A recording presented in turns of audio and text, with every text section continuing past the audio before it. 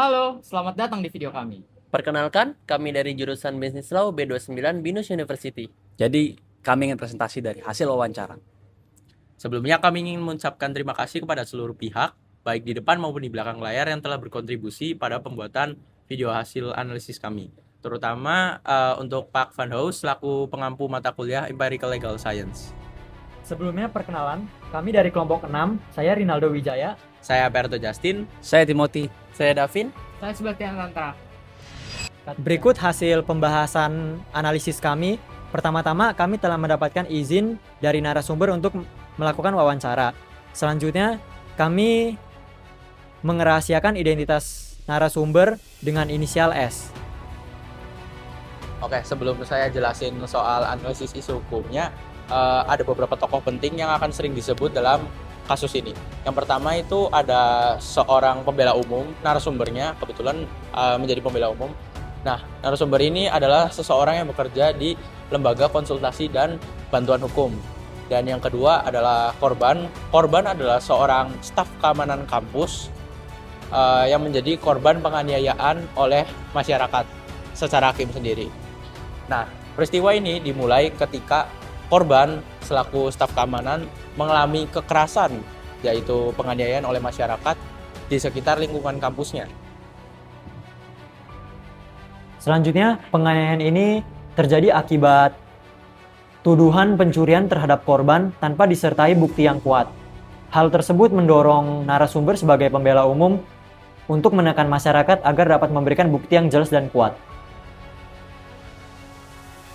Dikarenakan masyarakat tidak mempunyai bukti yang kuat, pada akhirnya narasumber melakukan mediasi dengan RW setempat.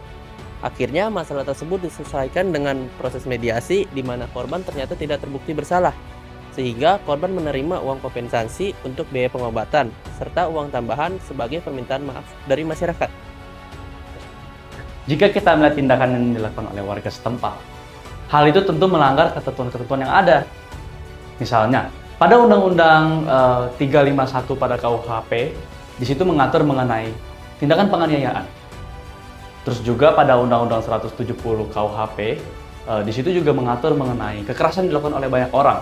Misalnya, ya kita sebutnya sebagai pengeroyokan. Terus jika kita membawa kasus tersebut ke pengadilan, korban bisa meminta kerugian dengan pasal 1365 KUH Perdata sebagai dasarnya. Jika kita melihat dari kronologi di atas, dapat diketahui bahwa tindakan yang dilakukan oleh narasumber adalah dengan melakukan mediasi sebagai upaya penyelesaian masalahnya. Mengapa narasumber memilih jalur mediasi? Karena narasumber merasa proses hukum tersebut lebih efektif dan cepat. Selanjutnya, isu hukum yang diberikan narasumber akan kami kaitkan dengan teori access to justice. Teori ini memiliki 3 tahapan. Yang pertama, tahap praproses. Yang kedua, tahap saat proses. Dan yang ketiga adalah tahap setelah proses. Yang pertama, tahapan praproses. Tahapan ini tuh bisa dilihat dari hambatan yang dialami pada proses hukum, di mana massa itu kurang akan kesadaran yang baik tentang hukum. Hal itu juga mempengaruhi sulitnya untuk menangani isu yang terjadi. Yang kedua adalah tahap proses. Tahap ini digambarkan melalui proses mediasi antara pihak dari korban dengan pihak masyarakat untuk mencapai suatu persetujuan. Tahap terakhir yaitu tahap setelah proses. Tahap ini menggunakan mediasi yang memberikan korban keuntungan secara subjektif dan adil.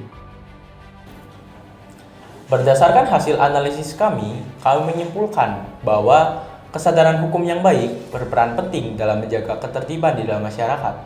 Oleh karena itu, pemerintah harus lebih tegas dan jelas. Serta bekerjasama dengan masyarakat untuk menciptakan lingkungan penuh dengan kepastian hukum. Hal ini dapat membangun kredibilitas dan kapabilitas negara itu sendiri. Sekian hasil analisis kami. Like video ini kalau suka, dislike kalau nggak suka. Sampai bertemu di video selanjutnya. Everybody's gonna